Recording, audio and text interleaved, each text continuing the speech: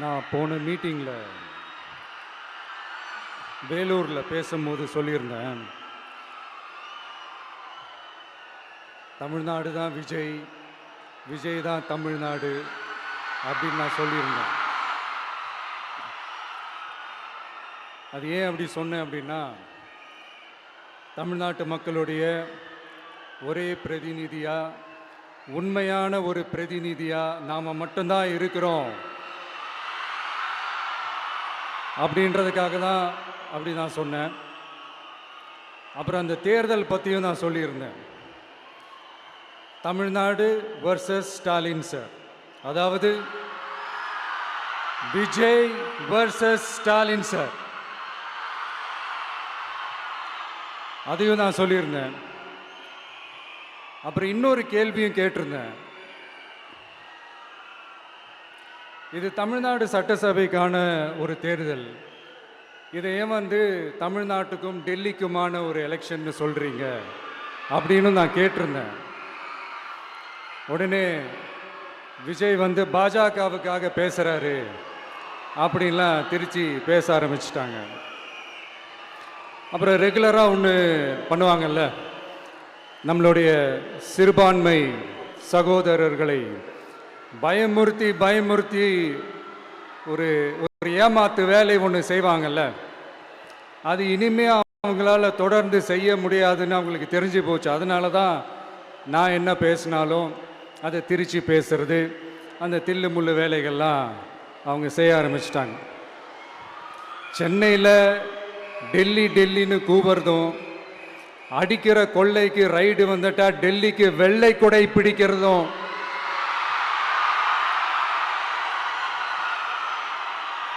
இதெல்லாம் யாருன்னு உங்களுக்கே நல்லா தெரியும். தமிழ்நாட்டை காப்பாற்றுறது திமுக தான், தமிழ்நாட்டை பிழைக்க வைக்கிறது திமுக தான், இதெல்லாமே பண்ணுறது திமுக தான், ஸ்டாலின் சார் தான். இதெல்லாம் ஒர்க் அவுட்டே ஆகாது பாஸ்.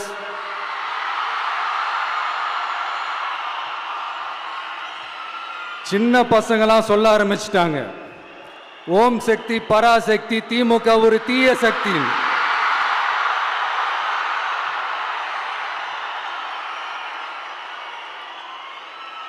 அதனால இந்த தமிழ்நாடு இன்னொன்று வேற ஒன்று சொல்றாங்க. அது என்னடான்னா, தமிழ்நாட்டு அணி டெல்லி அணியா. கிரிக்கெட்ல கூட தமிழ்நாட்டு அணியை டெல்லி அணியால தொட்டு கூட பார்க்க முடியாது.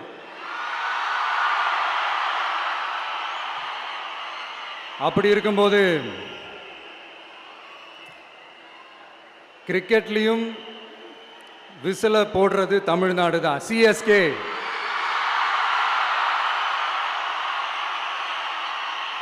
வரப்போற எலெக்ஷன்லயும் விசில போட போறது நம்ம டிவிக்கே தான். தமிழ்நாடு தான் டிவிக்கே, டிவிக்கே தான் தமிழ்நாடு. இந்த அணி அந்த அணி டெல்லி அணி இதெல்லாம் அனைத்தும் உடைஞ்சி நொறுங்கும், டிவிக்கே அடிச்சு நொறுக்கும்.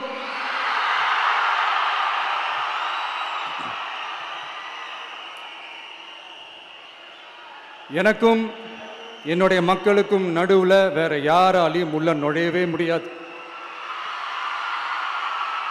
இது ஒரு அம்மா பையன் உறவு, அப்பா புள்ள உறவு, அண்ணன் தங்கச்சி உறவு, அண்ணன் தம்பி உறவு, அக்கா தம்பி உறவு. இது சும்மா ஒரு எலெக்ஷனுக்கு வந்த உறவு அப்படின்னு நினைச்சிடாதீங்க. இது இயற்கையாகவே அமைஞ்ச உறவு. இது எவ்வளோ டீப்பான உறவுன்றது நான் உணர்ந்திருக்கிறேன். அதே மாதிரி நம்ம தமிழ்நாடு மக்களும் இதை உணர்ந்து இருக்கிறாங்க. இன்னும் சிம்பிளா சொல்லணும்னா, மற்றவங்களுக்கு வேணா இது எலெக்ஷன், ஆனா எனக்கும் என்ன நேசிக்கிற மக்களுக்கும் இட் இஸ் an emotion.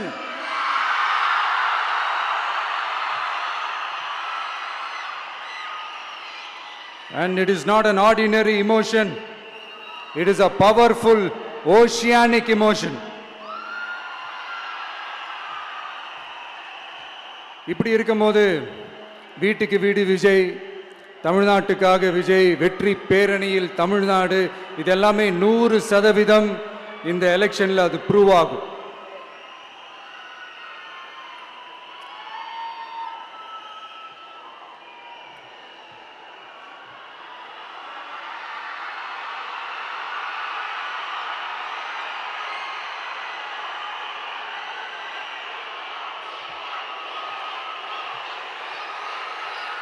நீங்க எல்லாரும் எனக்கு இன்னொரு உறுதிமொழியை ஒன்று கொடுக்கணும்.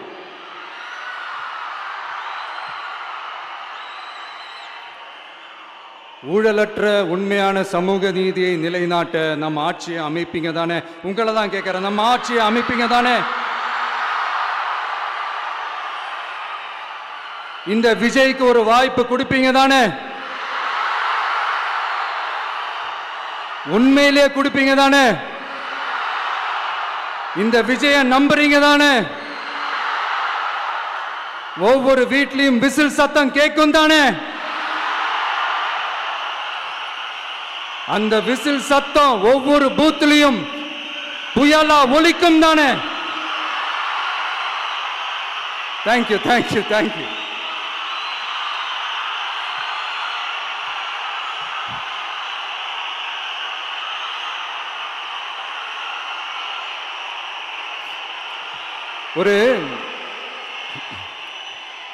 ஒரு டாக்டர் இருக்காருன்னா நாம எப்போ அவரை பற்றி யோசிப்போம்?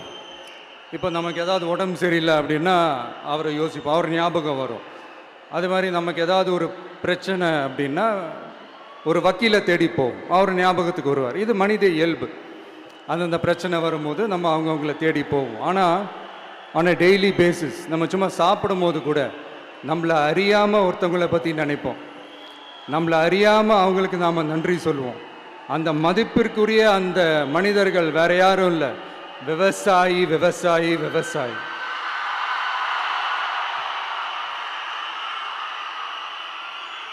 அவங்க பார்க்கறதுக்கு வேணா சாதாரணமாக இருப்பாங்க, ஆனால் அவங்க சாதாரணமான மனிதர்கள்லாம் கிடையாது. இந்த உலகத்தையும் மனிதர்களையும் படைச்சது கடவுள்னு சொல்லுவாங்க, ஆனால் அந்த கடவுளுக்கே படையல் போடுற உயர்ந்த மனிதர்கள் தான் நம்ம விவசாயிகள்.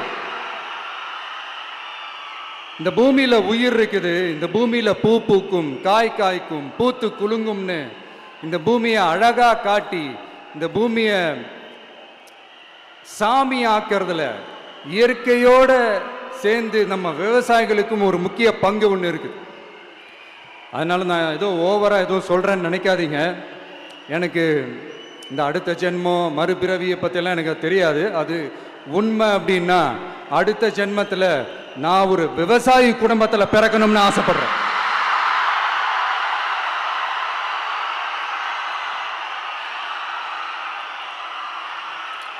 எனக்கு விவசாயத்தை பற்றி டீட்டெயில்டாக தெரியாது தான், நான் ஒத்துக்கிறேன்.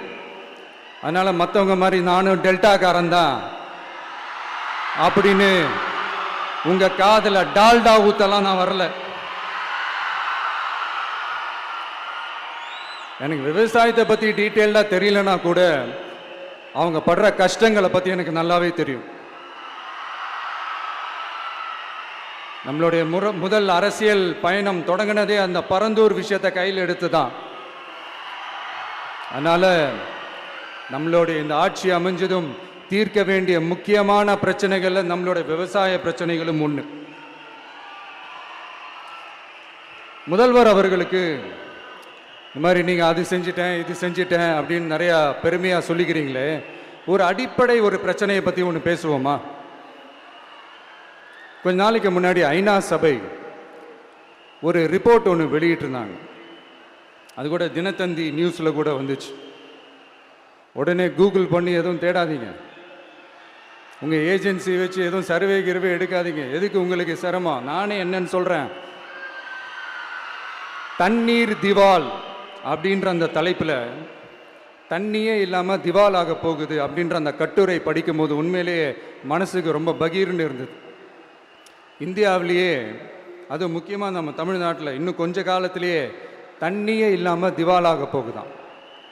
அதுக்கு காரணம் நிலத்தடி நீரை பாதுகாக்காமல் விட்டது தான் காரணமாக.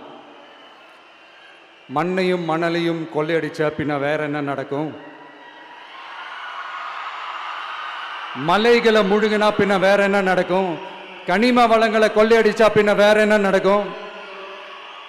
இந்த மணல் கொள்ளையில் ஈடுபட்டவங்களை மேலே நீங்கள் சரியாக நடவடிக்கை எடுக்கலைன்னு அது போதுமானதாக இல்லை அப்படின்ட்டு சென்னை உயர்நீதிமன்றம் சொன்னிச்சே, மறந்துட்டீங்களா?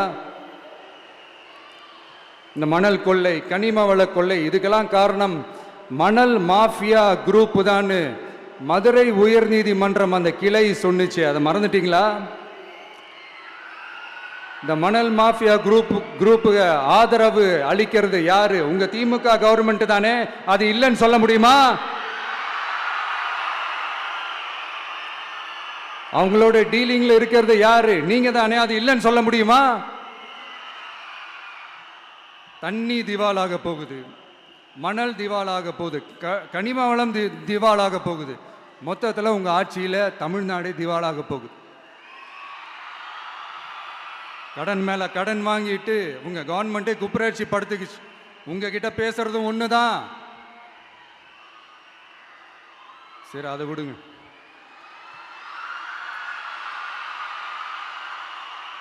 நம்ம விவசாயிகள் கஷ்டப்பட்டு விளைய வச்ச அந்த நெல்லெல்லாம் மழையில் நனைஞ்சி வீணா போச்சே. டெல்டாக்காரன்னு சொல்லிக்கிற நீங்க அதை எதாவது கவனிச்சிங்களா? அவங்களுடைய போராட்டம் எதுக்காவது கூட போய் நின்றுக்கிறீங்களா? கூண்டாஸில் மட்டும் போடுவீங்க. இதானே உங்களுடைய அந்த சாதனை. பரந்தூர் பிரச்சனை, உங்களுடைய உண்மையான நிலைப்பாடு என்ன? மேல்மா விஷயத்தில் உங்களோட உண்மையான நிலைப்பாடு என்ன?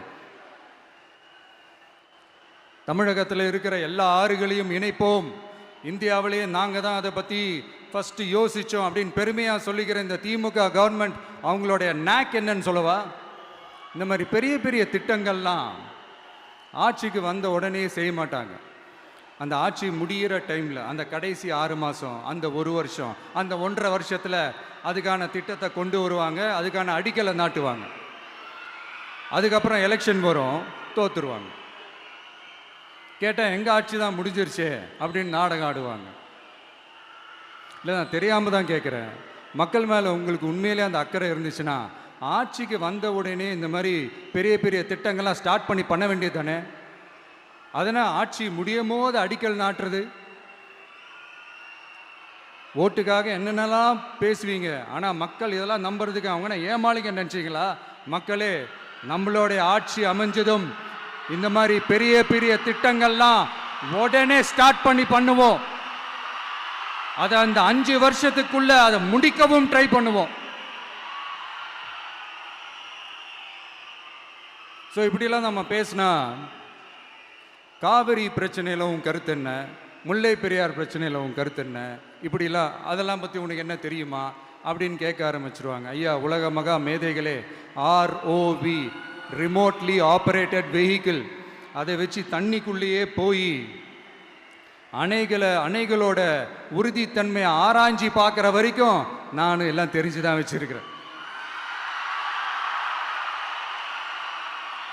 ஒருத்தன் சைலண்டாக இருக்கான், அமைதியாக இருக்கான்னா உடனே அவனுக்கு எதுவுமே தெரியாதுன்னு நினச்சிடாதீங்க. சும்மா கருத்து சொல்லிக்கிட்டு கம்பு சுற்றிக்கிட்டு இருந்தால் எல்லாமே நடந்துருமா? நசன் பேசி அதை கேட்டு மக்கள் வெறுத்து போயிட்டாங்க. உருப்படியா ஏதாவது யோசிங்கயான்னு மக்கள் நினைக்கிறத யாருக்கு தெரியுதோ தெரியலையோ, எனக்கு அது நல்லாவே தெரியுது. உரிய இடத்துக்கு போய் சம்பந்தப்பட்டவங்களோட பேசி அதுக்கான சொல்யூஷன் என்னன்னு தெரிஞ்சுக்கிட்டு அதை ப்ராப்பராக எக்ஸிக்யூட் பண்ணணும். அடுத்து நம்மளுடைய கடல் விவசாயிகளான நம்மளுடைய மீனவர்களுடைய பிரச்சனைக்கு அப்பப்போ எந்திரிச்சு கடிதம் எழுதிட்டு திரும்ப தூங்க போயிடுவார். அவ்வளோதான், அதோட அது அப்படியே கிடக்கும். மானே தேனே பொன்மானே இப்படிலாம் கடிதம் எழுதுறதெல்லாம் வேலைக்கே ஆகாது. ஒன்றிய அரசுக்கு அந்த உண்மையான உணர்வுபூர்வமான அந்த அழுத்தத்தை கொடுக்கணும்.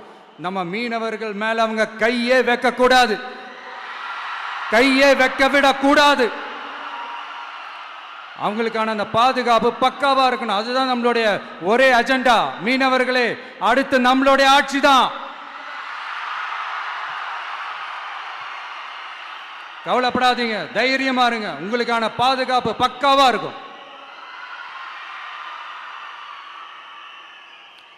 இப்படி இருக்கும்போது அடுத்ததும் நாங்க தான் அப்படின்னு சிஎம் சார் சொல்லுவாங்க. அதெல்லாம் நடக்கவே நடக்காது. 2வது முறை வந்ததெல்லாம் சரித்திரமே கிடையாது. இந்த சைனாவில் great great wall of China கேள்விப்பட்டிருப்பீங்க. அதோடைய நீளத்தை விட பெரிய டாஸ்க் இது. ஆனானப்பட்ட அவங்க அப்பாவாலே முடியல.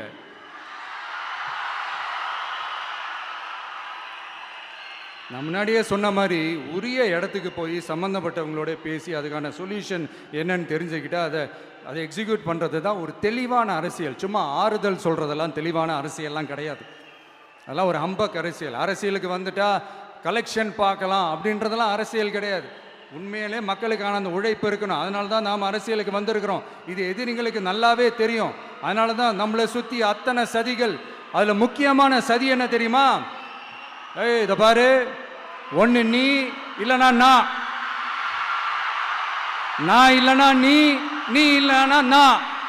நமக்குள்ள வேற எவனும் நடுவில் வந்துடக்கூடாது. நாம 2 பேரால மட்டும்தான் மக்களை ஈஸியா ஏமாற்ற முடியும். இந்த விஜய் வந்ததுனால நமக்கு பொழப்பே போச்சு. மக்கள் வேற அவனை தான் நம்புறாங்க. நாம வெளியே அடிச்சுக்கிற மாதிரி அடிச்சுக்கிட்டாலும் உள்ள நம்மளுடைய டீலிங் பக்காவா இருக்கணும். மக்களோட ஃபீலிங்ஸை பற்றிலாம் நமக்கு கவலை இல்லை. நமக்கு டீலிங் தான் முக்கியம். மாற்றி மாற்றி ஆட்சிக்கு வந்துடலாம்னு நினைச்சோம். ஆனால் அது நடக்காது போல் இருக்கு. அதனால நீ என்ன பண்ற? எஸ்ஓபின்னு போட்டு ஒரு பக்கம் அவனை தடுத்துரு, இன்னொரு பக்கம் அவன் மேல பழி போட்டு நானும் தடுத்துடுறேன். என்ன ஓகேவா? டீலிங் ஓகேவா? ஓவர்.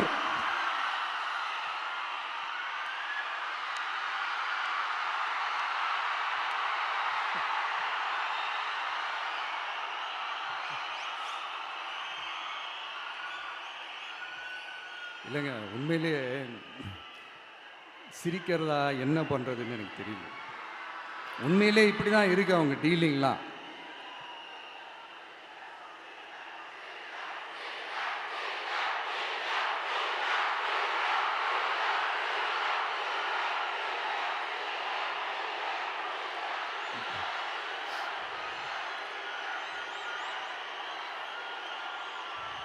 இப்படி பழி மேலே பழி போட்டு கரூரில் ஆரம்பித்து நம்ம ஜனநாயகன் படம் ரிலீஸ் வரைக்கும். ஆனால் அந்த ரிலீஸ் பிரச்சனையில் நிறைய பேர் குரல் கொடுத்தாங்க. முக்கியமாக நம்மளுடைய முதல்வர் அவர்கள் கூட பூசி மொழிகி பட்டும் படாமல் குரல் கொடுத்தாங்க. But what ever it is, குரல் கொடுத்த அவங்களுக்கும் மற்றவங்க எல்லாருக்கும் இந்த நேரத்தில் என்னுடைய நன்றியை தெரிவிச்சுக்கிறேன். இப்படி நாம் வெளிப்படையாக பேசுறதுனால சிஎம் சாரோட மனநிலை இப்போ எப்படி இருக்கும் தெரியுமா? ஏற்கனவே கட்சிக்காரங்க தொல்லை தாங்க முடியல, தூங்க விட மாட்டேறாங்க. இந்த விஜயும் வந்து தூங்க விட மாட்டான். நம்ம பாட்டுக்கு ஹைவேல சைக்கிளில் சோலாவா போலான்னு நினைச்சோம். இவன் நாடானா மக்கள் சக்தியோட வந்துட்டு இருக்கான். இவன் தான் கேள்வி கேட்கறான்னு பார்த்தா மக்களையும் கேள்வி கேட்க வைக்கிறான். 1000 ரூபாய் கொடுத்துட்டு இருந்தோம், 5000 ரூபாய் கொடுத்து ஏமாத்தலான்னு பார்த்தா அதையும் கேள்வி கேட்க வைக்கிறான். விசில் சத்தம் வேற விண்ண முட்டுது. கூட்டணி கட்சிகள் தொல்லை வேற தாங்க முடியல. இவன் பண்ற பிரச்சாரத்தையாத்த முடக்கலான்னு பார்த்தா அப்பவும் மக்கள் அவன் பின்னாடி தான் நிக்கிறாங்க. என்ன பண்றது ஏது பண்றதுன்னு தெரியாத ஒரு மனநிலையில இருப்பாரு. ஆனா சார், நீங்க இந்த விஜயம் முடக்கலாம். ஆனா ஒவ்வொரு வீட்டில் இருக்கிற ஒவ்வொரு விஜயையும் உங்களால முடக்கவே முடியாது.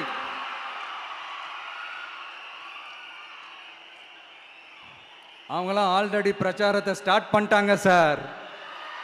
வீட்லயே குடும்பமா இறங்குவாங்க பாருங்க பிரச்சாரத்துக்கு. அப்ப உங்களால மட்டும் இல்ல, எந்த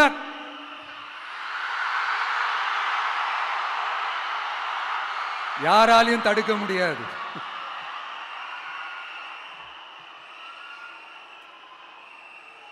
நம்ம டவுன் சவுத்தில் ஒரு ஊரில் உங்கள் அப்பாவுக்கு வெங்கல சிலை வைக்கணும்னு ட்ரை பண்ணீங்கல்ல, அதுக்கு சுப்ரீம் கோர்ட் என்ன சொன்னாங்க?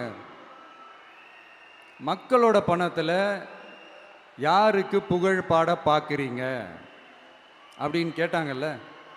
அதுக்கு என்ன அர்த்தம் தெரியுமா? ஊராம் வீட்டு நெய்யில் உங்கள் வீட்டுக்கு ஸ்வீட்டு செய்யாதீங்க. எப்படி?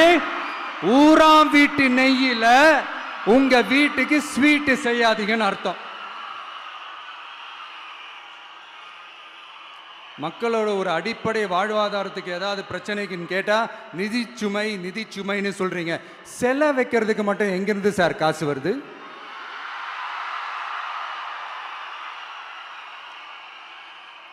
முதல்ல மக்களுக்கு அந்த சோறுக்கு வழி பாருங்க சார். செலை வைக்கிறத பத்திலாம் அப்புறமா யோசிக்கலாம்.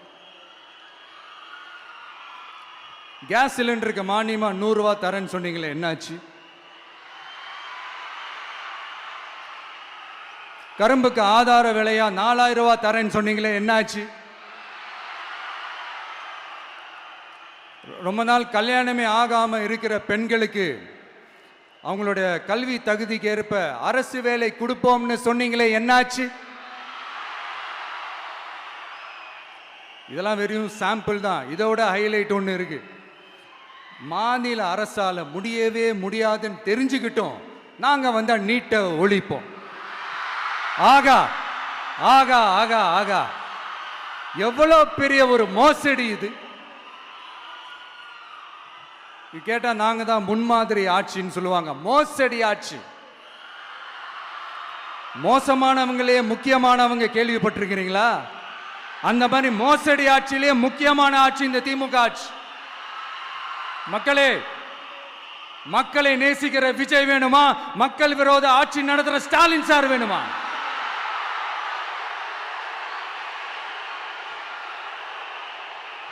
இந்த விஜய் நம்புறீங்களா, ஸ்டாலின் சார் நம்புறீங்களா?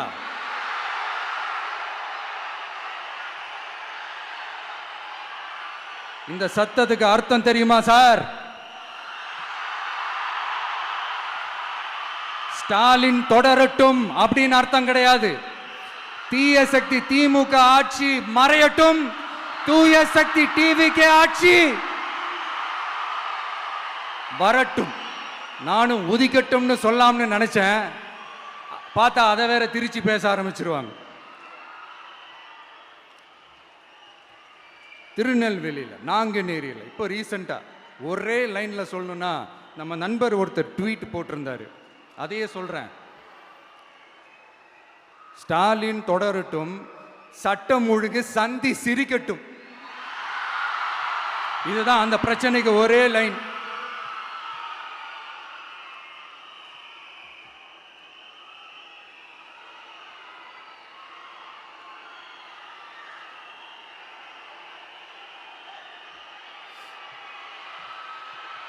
மக்களே, காஞ்சிபுரத்தில், வேலூர்ல எல்லாம் நம்மளோட விஷனை பற்றி சொன்னோம் இல்லையா?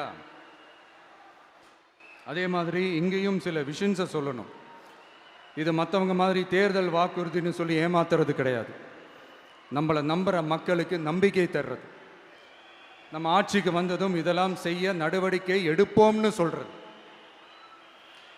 டெல்டா விவசாயிகள் சமீபத்தில் கூட உரத்தட்டுப்பாட்டை சந்திச்சிங்கல்ல. சில பேர் உரத்தை பதுக்கி வச்சு அதிக விலைக்கு விற்றதா நியூஸ்லாம் கூட வந்துச்சு. நம்ம டிவிக்கு ஆட்சி வந்ததும் உரத்தட்டுப்பாடு இல்லாமல் பார்த்துக்குவோம். 5 ஏக்கர் வரை நிலமுள்ள விவசாயிகள் வேளாண் கூட்டுறவு வங்கிகளில் வாங்கிய பயிர் கடன் முழுமையாக ரத்து செய்வதற்கும், 5 ஏக்கருக்கு மேல் உள்ள விவசாயிகள் வேளாண் கூட்டுறவு வங்கிகளில் வாங்கிய பயிர்க்கடன் 50% வரை ரத்து செய்வதற்கான சாத்திய கூறுகளை ஆராய்ந்து உறுதியாக நடவடிக்கை எடுப்போம். திமுக மாதிரி எல்லாருக்கும்னு சொல்லிட்டு அதுல தகுதி ஃபிக்ஸ் பண்ணி பாகுபாடு காட்டி ஏமாற்ற மாட்டோம். எல்லாத்தையும் வெளிப்படையாக சொல்லுவோம். 2 ஏக்கர் வரை நிலமுள்ள விவசாயிகள் மற்றும் நிலமற்றவர்கள் குடும்பத்தில் யாரும் மாநில மற்றும் ஒன்றிய அரசு ஊழியராக இல்லாமல் இருக்கும் பட்சத்தில் அவர்களின் குழந்தைகளின் பொறியியல் மற்றும் மருத்துவம் உள்ளிட்ட தொழிற்கல்வி முதல் அனைத்து வகை படிப்புகளுக்குமான முழு செலவையும் அரசே ஏற்கும்.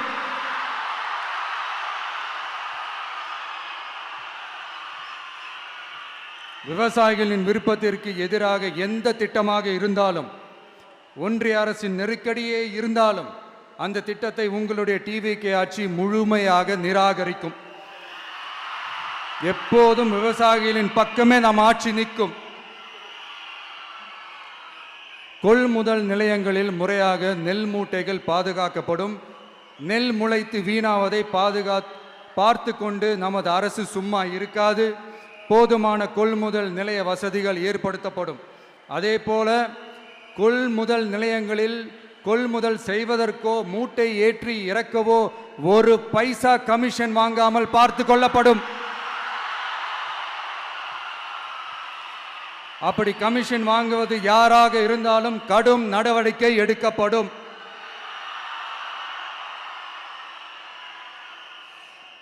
ஐநூறு ரேஷன் கார்டுகளுக்கு ஒரு ரேஷன் கடை என்ற வரையறை நிர்ணயிக்கப்படும்.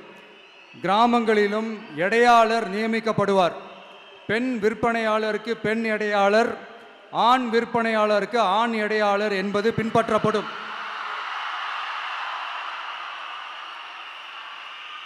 ரேஷன் கடைகளில் அரிசி தவிர அனைத்து பொருள்களும் பாக்கெட் செய்து விநியோகிக்கப்படும். மீனவர்களுக்கு ஒன்றிய அரசு சட்டப்படியான பாதுகாப்பை உறுதி செய்ய வேண்டும். அதற்கான உண்மையான உணர்வுபூர்வமான அழுத்தத்தை ஒன்றிய அரசுக்கு நமது டிவிக்கு அரசு கொடுக்கும். நான் மீண்டும் சொல்றேன், கல்வி, மருத்துவம், ரேஷன், குடிநீர், சாலை வசதி, பஸ் வசதி, இது மாதிரி அடிப்படை விஷயங்களுக்காகத்தான் நம் அரசு முதல்ல முக்கியத்துவம் கொடுக்கும். எனக்கு நம்மளோட குழந்தைகள், நம்ம பெண்கள், நம்ம இளைஞர்கள் லைஃபுக்கு முன்னுரிமை கொடுக்கணும். அரசு வேலை வாய்ப்புகள் மட்டும் இல்லாம தனியார் வேலை வாய்ப்புகளுக்கான வழியையும் உத்தரவாதத்தையும் உருவாக்கணும். அப்படி நாம் உருவாக்கிட்டாலே அவங்களுக்கான ரூட்டை நம்ம இளைஞர்கள் அவங்களே தேர்ந்தெடுத்துப்பாங்க. இத்தனை கோடி அத்தனை கோடி ஒப்பந்தம்னு சொல்லி விளம்பரம் மட்டும் செய்யாம உண்மையான ஒப்பந்தம் போட்டு வெள்ளை அறிக்கை வெளியிட்டு அதை செயல்படுத்தினாலே போதும், எல்லாம் தன்னாலே நடக்கும். இங்க என்னனையும் சொல்ல நினைக்கிறேன், இங்க அடுத்து நாங்க தான் நெஞ்ச நிமித்திரி கூவுற யாராச்சும் நாங்க ஊழலே செய்யாதவங்கன்னோ ஊழல் செய்யவே மாட்டோம்னோ நெஞ்ச தொட்டு மனசாட்சியோட சொல்ல முடியுமா? ஆனா நாம இன்னைக்கு இல்ல, ஆட்சிக்கு வந்ததுக்கு அப்புறமும் ஓப்பனா தில்லா கட்ஸா சொல்லுவோம், ஊழல் லஞ்சம் இல்லாத ஒரு ஆட்சியை கொடுக்க உண்மையா ட்ரை பண்ணாலே போதும், எல்லாம் தன்னாலே நல்லா நடக்கும். எல்லாரும் கொஞ்சம் கை இப்படி வைங்களேன். எங்க ஓட்டு எங்க உரிமை, எங்களை யாரும் விலைக்கு வாங்க முடியாது. எங்க ஓட்டு விசில் சின்னத்துக்கு தான். யாரையும் நம்பி ஏமாற மாட்டோம். எங்க வார்த்தையிலிருந்து மாற மாட்டோம். இது நிஜம். தேங்க்யூ.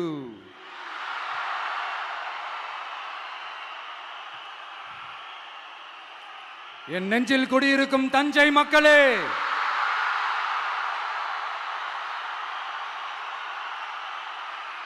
என் நெஞ்சில் குடியிருக்கும் வேலூர் மக்களே, வேலூர்ல இதை நான் சொல்ல மறந்துட்டேன், சாரி. உங்களுக்காக இங்க நான் சொல்றேன், உங்களோட நான் இருக்கேன், நம்மளோட நம்ம மக்கள் இருக்கிறாங்க. இதுக்கு மேல என்ன வேணும்? கான்பிடென்ட்டா இருங்க, நல்லதே நடக்கும், வெற்றி நிச்சயம். மீண்டும் சந்திக்கும் வரை நன்றி, வணக்கம்.